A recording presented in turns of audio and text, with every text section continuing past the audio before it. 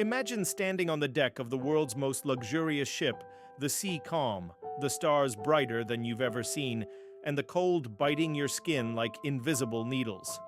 It's April 14th, 1912. The Titanic, hailed as unsinkable, slices through the dark Atlantic at over 22 knots. Below deck, children laugh, couples dance, crewmen prepare for another routine night.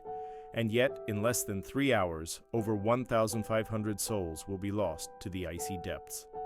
The question that echoes across more than a century is, what really happened? That night? Minute by minute, how did this ship of dreams turn into a steel coffin? Let's go back, way back. Not to the iceberg, not yet, but to the moment before sleep fell upon most of those on board. It's 10 p.m. The ship is 400 nautical miles off the coast of Newfoundland. First-class passengers retire to their staterooms, bellies full. From 10-course meals, heads buzzing from champagne and brandy. On a deck, John Jacob Astor and his young pregnant wife are walking arm in arm, discussing their future in America. He's one of the richest men alive. His confidence is absolute. Below them, in second class, families write postcards under warm lamplight. There's a hush, a gentle rocking of the ship, and a sense of invulnerability. After all, the Titanic is not just a ship, it's a symbol of progress, of human triumph over nature, of certainty. Further down, in third class, things are simpler but no less joyful. Irish immigrants sing traditional songs near the steerage bunks. A Norwegian family says their evening prayers in silence. One young girl, perhaps 9 or 10, clutches a rag doll as her mother tucks her in. The father sits nearby, reading a worn Bible by candlelight. None of them could imagine that their world would be reduced to frozen chaos in just a few hours. Meanwhile, in the boiler rooms, the unsung heroes of the ship, stokers, trimmers, and firemen, sweat through their shirts, feeding coal into monstrous furnaces. The Titanic burns more than 600 tons of coal a day, and keeping her moving is a brutal, endless job. These men work 100 feet below the waterline, where it's hot, loud, and dangerous. Yet their labor fuels the illusion of effortless grandeur above. 15 p.m. In the Marconi room, wireless operators Jack Phillips and Harold Bride are busy sending telegrams. They've been working all day, relaying messages for first-class passengers. Jack is tapping away, responding to Cape Race in Newfoundland. Messages of love, business, and gossip buzz across the Atlantic. But amidst the chatter, warnings are coming in. Ice fields, bergs, static interference. But the Titanic sails on. And here's where the story fractures. Where choices were made, where fate was sealed not by impact, but by the quiet confidence that nothing could go wrong. Because it had been decided, no need to reduce speed, no need to change course. The night is clear after all, and the Titanic is invincible. 10:45 p.m., the temperature drops sharply. Breath becomes visible. The stars shine unnaturally bright against the ink-black sky. Lookouts. Frederick Fleet and Reginald Lee pace the crow's nest. They squint ahead. No binoculars, they were misplaced or locked away, depending on the account. All they have are their eyes and instinct. They joke to stay awake, their fingers numb, unaware that the next 15 minutes will define the rest of their lives. In the grand staircase, ornate clocks tick quietly. Some passengers are still awake. A man tunes a violin near the first-class lounge. The mood is serene, suspended in time, like a painting before the storm. At 11:00 p.m., a few more ice warnings arrive in the Marconi room. One from the Californian, just 10 miles ahead, completely stopped because of ice. Jack Phillips brushes it off. He's trying to clear the backlog of passenger messages. Bride glances at him, hesitant, but they continue. And then, 11:39 p.m. In the crow's nest, Fleet sees it, a dark shape, massive. Still, straight ahead, he grabs the bell and rings 3 times. Iceberg, right ahead. The message reaches the bridge within seconds. First Officer Murdoch orders hard a starboard and full astern. The ship begins to veer, and slowly, agonizingly slowly, but it's too late.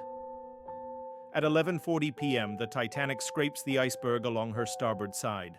It's not a dramatic collision, no massive jolt, just a vibration, a shiver. A sound like tearing metal, low and steady, that only some passengers notice. In third class, a woman wakes up, sensing something wrong. In first class, a man stirs, thinking it's just turbulence. On the bridge, Captain Smith arrives. Murdoch explains. They send men to inspect the damage. At 11:50 p.m., ship designer Thomas Andrews stands in the mailroom, water already rising to his ankles. 5 compartments breached. He does the math in his head. The Titanic can float with 4 flooded. Not 5. He turns to the officers. It's a mathematical certainty. She will sink. Imagine that moment. Not panic, not yet, but realization. The weight of inevitable death, the calm before the horror. At midnight, the first lifeboats are prepared. There's confusion, the crew is untrained. Lifeboats can hold 65, but many are lowered with fewer than 30 people. Why? Because no one believes the ship will actually go down. The band begins to play on deck, a surreal, gentle defiance against what's coming. Let's stop here. In the next hour, the Titanic's lights will still shine, people will still dance. Many will still believe in the myth of her safety. But something irreversible has begun. The steel giant has been mortally wounded, and yet, amidst all this, there is still denial. Still elegance. Men in tuxedos lighting cigars, women in furs, calmly waiting for instructions. A child asking her mother why the stars look closer tonight. What really happened on the Titanic wasn't just about metal and ice. It was about belief, about trust in a machine, about human pride and misjudgment, and it's only just beginning. If you want to know what choices people made, how some lived, and why so many died, stay with us. Because what comes next is not just history, it's a mirror, a warning, and a story of the last time many of them ever saw the stars. Subscribe, and join us for part 2, the first lifeboat, the first goodbye, the first panic. 12:05 a.m. The Titanic is taking on water rapidly. Below deck, seawater is climbing the stairs in third class. In the forward compartments, crewmen rush to shut watertight doors, their boots sloshing through ankle-deep flooding. Some still believe. The pumps will keep up. Others exchange looks, unspoken truth dawning in their eyes. This ship is not invincible. It's wounded, and it's sinking. Above on the boat deck, the first whispers of unease begin to ripple through the night air. "Just a precaution," says one officer, gesturing calmly to the lifeboats. The first are uncovered and swung out over the side, but there's no urgency, not yet. The Titanic's designers and crew had told everyone she was unsinkable. Many believed it. Why would they think otherwise? But then, a strange thing happens. The first lifeboats are lowered, half empty. 2:15 a.m. Lifeboat 7 is the first to hit the water. It has a capacity for 65 people. It leaves with 28. Let that sink. In the ship has 2,200 people aboard, and lifeboats for only 1,178, and yet 37 empty seats drift into the dark. Why? Because the passengers don't want to leave. Many think it's safer to stay on the massive lit ship than to trust a tiny wooden boat dangling over black, freezing water, and some, and especially in first class, it simply don't want to be bothered. "We'll wait," one gentleman says. No need to rush. Some women hesitate to leave their husbands. Children cling to fathers. And still, officers shout orders.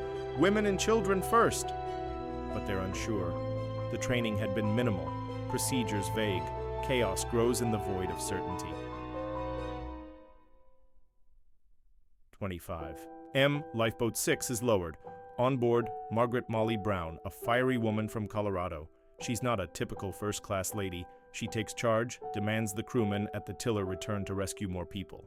He refuses. "If we go back, we'll be swamped." She stares at him, unblinking. "Then I'll row," she says, and she does. Meanwhile, down below, third-class passengers are trying to make sense of what's happening. Many don't speak English. The gates separating them from the upper decks are closed. Not locked, perhaps, but closed. Crew members give conflicting instructions. A man with 2 children asks in Italian what to do. No answer. He picks them up and begins climbing. Water reaches B-deck. It's rising faster than expected. In the mailroom, sacks of letters float like ghosts. Paper. Memories now weightless. 4:40 a.m. Lifeboat 1 leaves with only 12 people.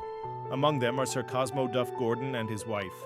A first-class couple, their lifeboat could have taken dozens more, but it sails into the night, nearly empty. On deck, more passengers are beginning to worry. The cold is cutting now, painful.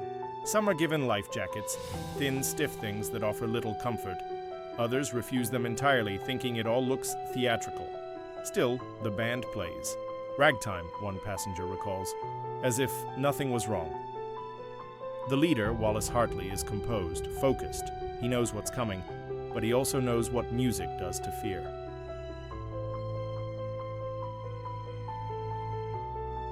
AM. Lifeboat 8 is lowered with around 30 people. On it, Ella White brings her Great Dane. Yes, her dog. But some humans are being turned away. Here, the contrast becomes unbearable. One deck has cigars, shawls, and fur coats in wooden lifeboats. Another has locked doors, confusion, and water. But this isn't a story about class warfare. It's about the architecture of privilege. Who gets warned first, who gets listened to, who gets believed, and who gets left behind. AM. Captain Smith walks the deck in silence. He speaks softly to his crew. "Do your duty," he says. It's every man for himself now. Nearby, Thomas Andrews, and the ship's designer, refuses to get into a lifeboat. He helps women with their jackets. He calms children. He gives his own life jacket away. A steward sees him later standing alone in the smoking room, staring at a painting of a ship. The steward says nothing. Andrews simply nods, then turns away.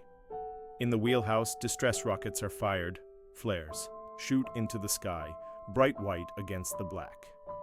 But they're misunderstood. The Californian, just 10 miles away, sees the lights but assumes they're celebratory. Its wireless operator had gone to sleep. No help is coming. 15 a.m. Panic begins to break the surface. A group of men tries to force their way into Lifeboat 14. Officer Lowe fires his revolver into the air. The crowd backs off. He lowers the boat and, once in the water, rows back to pick up more. One of the only officers to do so. On the port side, a young Irish girl named Katie sees her mother push her into a lifeboat. "I'll be right behind you," the woman lies. The girl screams as the boat descends, reaching for her mother's hand that slips further and further away. Nearby, a third-class man is turned back from the stairs. He looks at the uniformed officer, pleading, "My wife is up there." No response, just a gesture. Downward. In that moment, he has a choice. Obey or fight. He chooses the latter. He runs, slips past, reunites with her. But it's too late. The boats are already far below. 30 a.m. The bow is dipping noticeably. Water laps the deck chairs. Dishes slide off tables. And yet the lights still glow. A surreal brightness amid the chaos. In the wireless room, Phillips continues sending. SOS, the signal is picked up, finally, by the Carpathia. It's 58 miles away, full speed, 4 hours, too late for most. The crew now turns to collapsible boats, lightweight canvas rafts. They're hard to manage, they're never practiced with, and they'll prove deadly in their own way. 40 a.m. Lifeboat 16 leaves with 50 people. It will be one of the fuller ones. On deck, John Jacob Astor asks if he may join his pregnant wife in a boat. The officer says no. Women only. Astor steps back. He lights a cigarette. He waits. In the engine room, the lights flicker. The men are still working, still pumping, still keeping the ship lit so others can escape. Their names are barely remembered, but without them, the Titanic would have gone dark hours earlier. Panic would have torn through the decks like fire. 50 a.m. The last lifeboat is being lowered. There are still more than 1,500 people on board. The band plays what many survivors recall as the final tune, "Nearer, My God, to Thee." Some say, it wasn't that song, but it doesn't matter. It's what people remember, what they needed to hear. Now, the deck is slanted. people cling to railings. Some jump, others pray, and some, like Edith Russell, clutch good luck charms. Hers was a musical pig that played a French nursery rhyme. She survives. So does the pig. As the stern begins to lift, a man is heard laughing. "We're on the elevator to the moon," he jokes, and maybe it's true. For a moment, the Titanic becomes a silver stairway rising toward the stars. But it will not stay. The next moments will define who survives and who does not. The decisions made now, to jump, to stay, to hold on, or to let go, are final. In the next block, we descend into the freezing water. We follow those who fell, those who floated, and those who sang as they died. If you've made it this far, keep going, because the real heartbreak is about to begin. And if this story moved, you subscribe so these voices are never forgotten. Tu Sewazam, the Titanic is dying, its bow now completely submerged. The stern begins to rise into the night sky.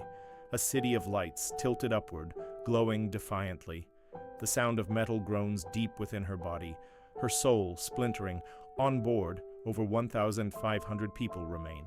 The last lifeboat has gone. There are no more chances, only choices. Some passengers now leap into the water, driven by fear, by instinct, by the hopelessness of standing still. Others kneel, pray, hold hands. A few sing hymns. The band still plays. Somehow, in all the chaos, the music continues. Some survivors say it brought peace. Others say it felt like a funeral. And then, a sound like thunder. 10 a.m. The Titanic breaks. Just behind the third funnel, the ship fractures with a colossal crack that echoes across the Atlantic. Survivors in lifeboats hear it miles away. The bow, too heavy, plunges downward. The stern slaps back into the sea, and in that moment, hundreds are thrown from the ship. A wall of water rushes across the deck. Bodies, debris, deck chairs, all are swept into the ocean. Now the lights flicker, then vanish. The Titanic goes dark. One survivor says the silence after was worse than the sound itself. 15 a.m. The stern now rises completely out of the water, nearly vertical. Those still clinging to railings, staircases, anything solid, begin to fall. A man clutches the clock in the grand staircase before slipping. Another grabs a lifebuoy nailed to the wall. He rides the ship like an elevator down. And then the final descent begins. 20 m. The Titanic disappears. Hours and 40 minutes after hitting the iceberg, she is gone. But for the people, it's only the beginning. The ocean is B2 degree C. Salt water freezes at lower temperatures, and this night it is below freezing. The cold seizes lungs in seconds. Muscles lock, breath shortens, blood retreats from the limbs. In 10 minutes, the body begins to shut down. In 20, most are dead. Now, in the dark, the ocean is filled with cries. They don't come all at once. At first it's a few, then dozens, then hundreds, screaming, pleading, calling names, shouting for mothers, for children, for God. One survivor in Lifeboat 6 later said, "It was like the sound of locusts, screams rising and falling until they became moans, then silence." The lifeboats, the few that made it away, now float in a sea of horror. Some are silent, too stunned to move. Others argue, panic, weep, and a few begin to whisper, "Should we go back?" But fear rules. If we return, someone says, we'll be swamped. Lifeboat 1 doesn't go back, Lifeboat 8 doesn't either, but one does. 5th Officer Harold. Lowe, in command of Lifeboat 14, transfers passengers to other boats and with a crew of volunteers rows back into the wreckage. In that vast black field of death, he finds 4 people alive. Only one survives. Out of over 1,500 people in the water, only 6 are rescued. 30 a.m. The cries fade. Now only the ocean speaks. Waves slap wood. A baby cries softly in one boat. Someone retches. Someone prays again. This time not for safety, but for meaning. In Collapsible B, one of the canvas lifeboats, over 30 men stand and sit precariously on the overturned hull. Among them, Second Officer Lightoller, wireless operator Bride, and several crewmen. Their legs freeze, ice forms on their jackets. They sing to stay awake. "Hold fast," someone yells every few minutes. "Don't fall asleep," for if they sleep, they die. Nearby, Margaret Brown in Lifeboat 6 tries again to convince the crew to go back. "They're dying," she says, but the oarsman refuses. "You want to go alone?" he snaps. "Yes," she says. "Give me the oar."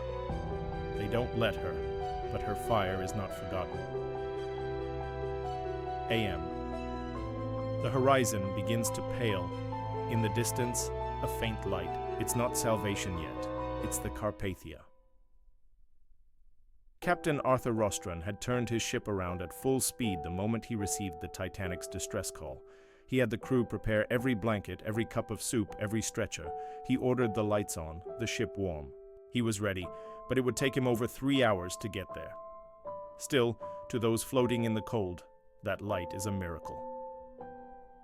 10 a.m. Some boats begin to row toward the light, others drift. On Lifeboat 4, a steward counts heads.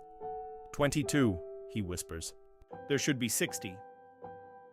The cold is taking more lives even now. AM. A young boy in a lifeboat asks his mother, "Where's Daddy?" She can't answer. She just rocks him gently. The stars above them are endless, but her world is now smaller than ever. Just her and the child. Collapsible B begins to fail. The canvas hull collapses inward. Some men slide into the water, others cling to each other. Lightoller tries to keep morale. "We'll make it," he yells. "Hold fast." AM. The Carpathia arrives. The first lifeboat to reach her is number 2. The survivors are pulled aboard in silence. Some weep, some kiss the deck, some don't speak at all. Crew members on the Carpathia are horrified. One says later, "They looked like ghosts, wet, pale, shaking, but alive." Boat after boat arrives. Margaret Brown demands blankets, coffee, and warm clothes for everyone. She collects money from other passengers for those who lost everything. She doesn't stop until every last person is cared for. 30 a.m. Lightoller is pulled from Collapsible B, barely alive. He would be the highest-ranking crew member to survive. Nearby, wireless operator Harold Bride is carried aboard with frostbitten feet. He had helped send messages until water reached his cabin. He is half-conscious, but when he sees the Carpathia's wireless room, he whispers, "Tell my family I'm alive." 5 am. The last lifeboat is emptied. All that can be saved is Diver 705 people are rescued. Over 1,500 are gone. Gone. Not just beneath the water, but erased from lifeboats that left half full. Lost in the silence of fear and the machinery of social order. Forgotten in the official lists, misnamed in newspapers, misremembered in stories that would follow, but not here. Here, they have names, voices, choices. A baker named Charles Jochen floated for 2 hours in the water. Drunk, yes, but alive. He kept kicking, kept laughing. He lived. A steward named William Burke helped passengers put on life jackets, then vanished. A mother named Leah Axe lost her baby in the chaos, only to find him again, alive, on the Carpathia, held by another woman who had picked him from the sea. They are not statistics, they are not shadows, they are what remain when the lights go out, and now the world will know. In the next block, we witness the aftermath, the inquiries, the survivors' guilt, the headlines, the lies, and the truths that emerged from the freezing dark. If you're still here, listening, it's because these voices matter. Subscribe, share, let them speak again. The Titanic is gone. The sea has returned to silence. The Carpathia sails slowly toward New York, her decks filled with dazed survivors. Salt still clings to their clothes. Grief clings to their eyes. No one speaks much. Some whisper. Some just stare at the ocean, at the place where their lives split into two, before and after. For those left behind, survival doesn't feel like victory. It feels like betrayal. How do you go on? when you were chosen by chance, when others died in your place? How do you explain that you sat in a lifeboat and watched your husband disappear into the cold? That you floated past the screams? That you lived, not because you were braver, but because there was space? For many, the days after are darker than the night itself. April 18, 1912. The Carpathia docks in New York. It's pouring rain. Thousands wait at the pier, holding umbrellas, gas lamps, and newspapers. Headlines scream, "Titanic lost! 1,500 dead! Unsinkable ship sunk!"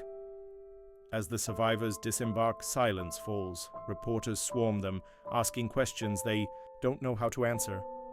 What happened? Who died? Why were so few saved? Margaret Brown steps forward. She speaks to the crowd, to the press, to the world. These people need help, she says. Not questions, not blame. Help. She raises funds. She arranges housing. She becomes a voice for the voiceless. That day she stops being the unsinkable Molly Brown. She becomes their shield, but not everyone is welcomed as a hero. J. Bruce Ismay, the managing director of the White Star Line, the man who helped design the Titanic, also survived. He took a seat in one of the last lifeboats, and the world turns on him. Some say he pushed past women and children, others say he simply followed orders. But in the newspapers, he becomes a villain. Cartoons show him hiding in a dress. Headlines call him a coward. The man who ran, he never recovers. For the rest of his life, he avoids cameras, interviews, and public places. He lives quietly, haunted. Survivor guilt doesn't make headlines, but it's everywhere. Lightoller, the highest-ranking officer to survive, can't shake the memories. The faces in the water, he writes. They never leave you. He returns to the sea, but never speaks publicly of that night again. Harold Bride, the wireless operator, returns to work, but he limps for months. His feet were nearly lost to frostbite. When asked about the disaster, he always lowers his voice. "I did my duty," he says, "that's all." And then there are the hearings. Both in the United States and in Britain, official inquiries are launched. Senators, judges, experts, they all want answers. Why were there so few lifeboats? Why was the ship going so fast? Why were the warnings ignored? Survivors testify under oath. Lightoller defends the crew. "We did all we could," he insists. The ship broke apart. At first, no one believes him. The White Star Line denies it. But survivors agree. The ship split in two. It takes decades before ocean explorers confirm he was telling the truth. The hearings reveal a pattern. A system designed for luxury, not safety. A culture of arrogance. Confidence so strong it blinded reason. Only 20 lifeboats on board. Not even enough for half the passengers. Binoculars for the lookouts. Locked away. Wireless messages about ice. Ignored or downplayed. No lifeboat drills. No lifeboat assignments. Chaos instead of order. And then, the most damning truth of all. Some boats left half empty. Lifeboat 1, designed for 40, launched with just 12 people. Why? Because some feared the boats would break under the weight. Because they didn't want to risk lowering them full. Because they didn't believe, not really, that the Titanic could sink. That denial cost lives. The inquiries do more than assign blame. They change laws. New rules mandate lifeboats for all.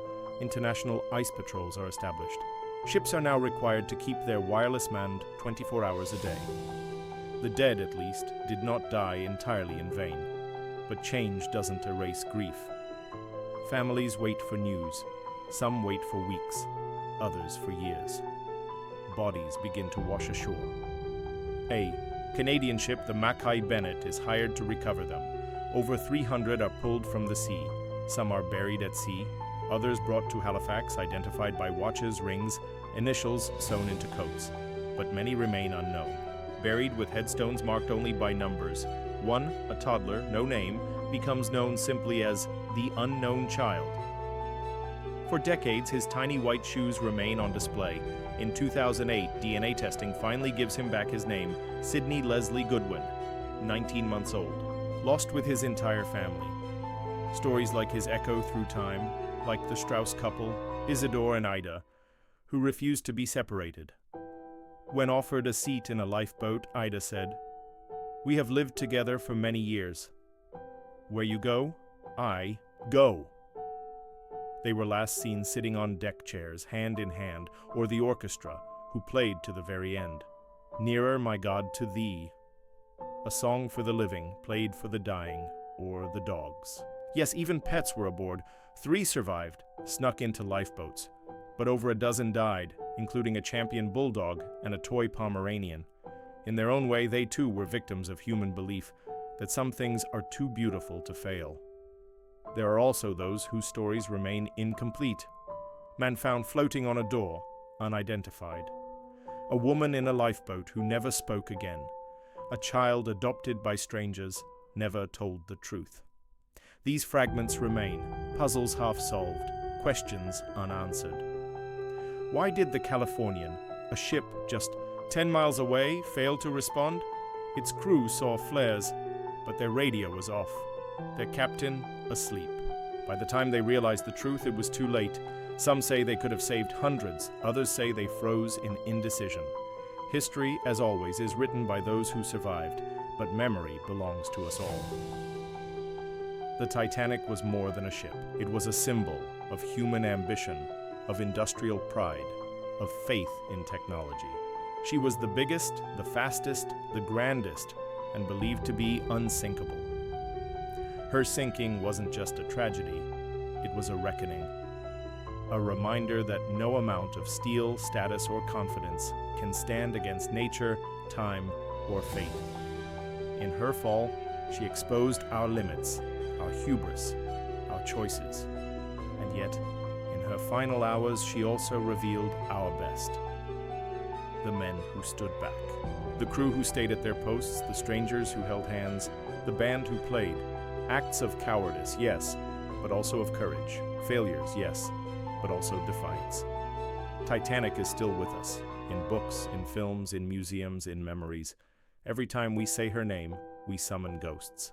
Not just of the ship, but of the people like you and me, with plans, with fears, with last words whispered into darkness. She sailed for 5 days, she lives forever, and we, those who remember, carry her forward.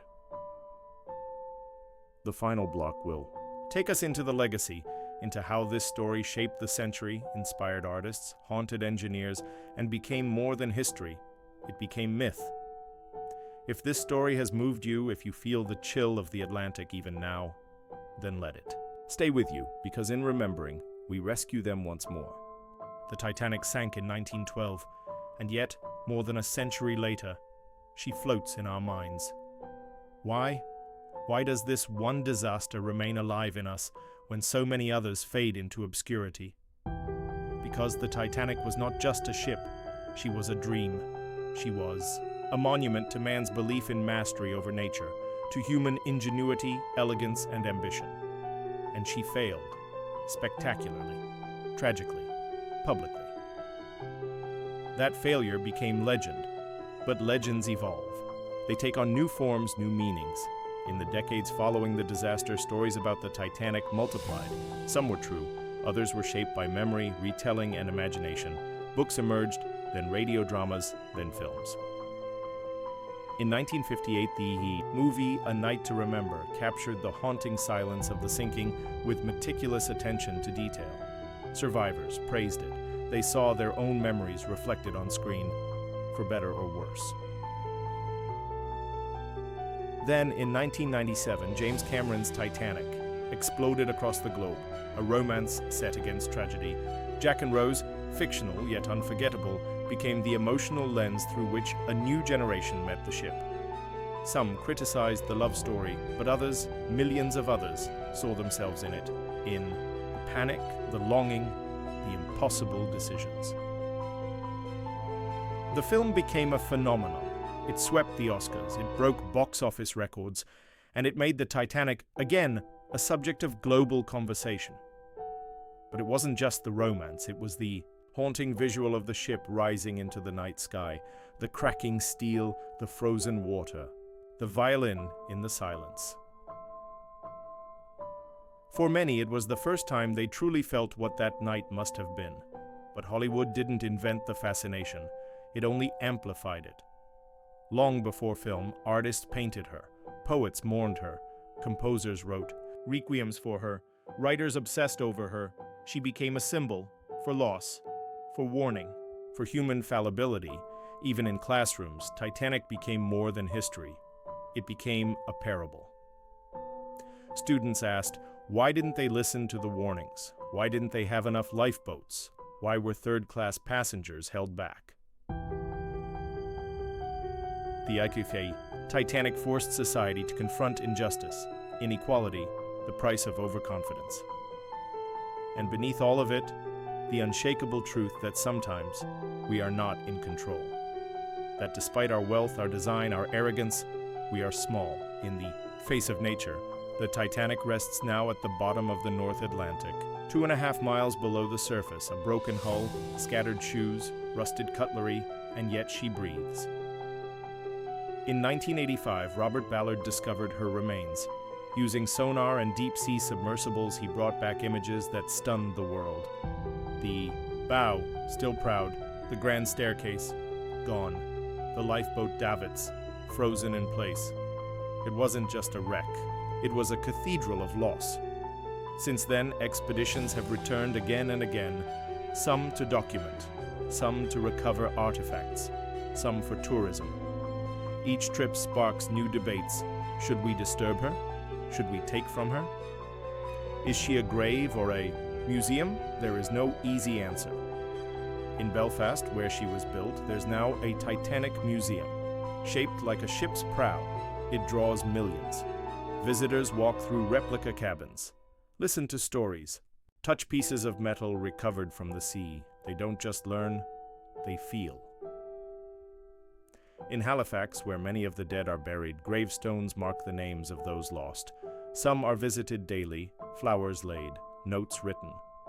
There, the Titanic is not a film. She's not a myth. She's family, and still new information emerges. In 2023, the first full-size digital scan of the wreck was completed. Every rivet, every tier, every collapsed corridor mapped in 3D. Scientists hope it will unlock answers long buried. Why? Did she break where she did? How fast did she descend? What exactly happened in those final minutes? Even now, over a century later, we are still asking, still searching, still haunted. But the legacy of the Titanic isn't just found in research, or museums or films. It's found in the echoes she left behind in culture, in law, in the collective psyche. Every time a ship drills a lifeboat drill, that's Titanic. Every time a captain slows for ice, that's Titanic. Every time a designer hesitates before saying unsinkable, that's Titanic. She reshaped maritime law. She redefined how we view engineering, trust, risk, and pride. She humbled an era that believed it was invincible. And maybe that's the true reason we can't let her go. Because in the Titanic, we see ourselves, our dreams, our blind spots, our errors, our moments of bravery, and our regrets.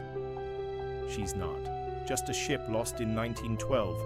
She's a mirror, and she asks us constantly, what would you have done? Would you have waited on deck as the stern lifted into the sky? Would you have stepped aside for another?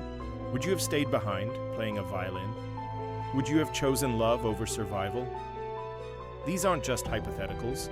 They're deeply human questions, the kind that define who we are. Titanic forces us to confront time, mortality, memory, even. The name Titanic evokes scale. Pride, tragedy. We don't say a ship sank. We say Titanic sank. There's a finality in that. A weight, and yet she still teaches. In classrooms, on YouTube, in whispered conversations by the sea, her story is retold to honor, to learn, to remember. This video is part of that remembrance. If you've come this far, if you've felt the cold water rise, if you've heard the panic and music and silence, then you've walked beside them. The Strausses. The Goodwins, Lightoller, Ismay, Bride, Molly Brown, Jack and Rose, Not real, but reflections of someone real. And perhaps now the most important question is this: what will you carry forward? Will you walk away changed? Will you look at technology with new eyes? Will you remember that risk is real, that nature is vast, and that sometimes, despite all our planning, we must still face the unknown? The Titanic doesn't ask for pity. She asks for humility and memory. So the next time you board a plane, a ship, a train, and then hear a safety announcement or see a life jacket beneath your seat, think of her. Think of the ship that believed. It could not sink, and the people who proved it could. But more than that, remember the lifeboats that did not return, the hands that let go, the voices that faded into the Atlantic. And choose in your own life not to be careless with the time you have, not to be so sure that you forget to prepare, not to chase glory, so hard that you forget your humanity. Titanic was a tragedy, but she left us a choice: to build better, to be kinder, to remember. And in that, she never truly sank. Thank you for staying with us until the end. If this story moved you, if you believe in remembering history with empathy and truth, subscribe to this channel, leave a comment, share this story, keep the memory alive. Because as long as we tell it, the Titanic will keep sailing, not through the sea, but through us.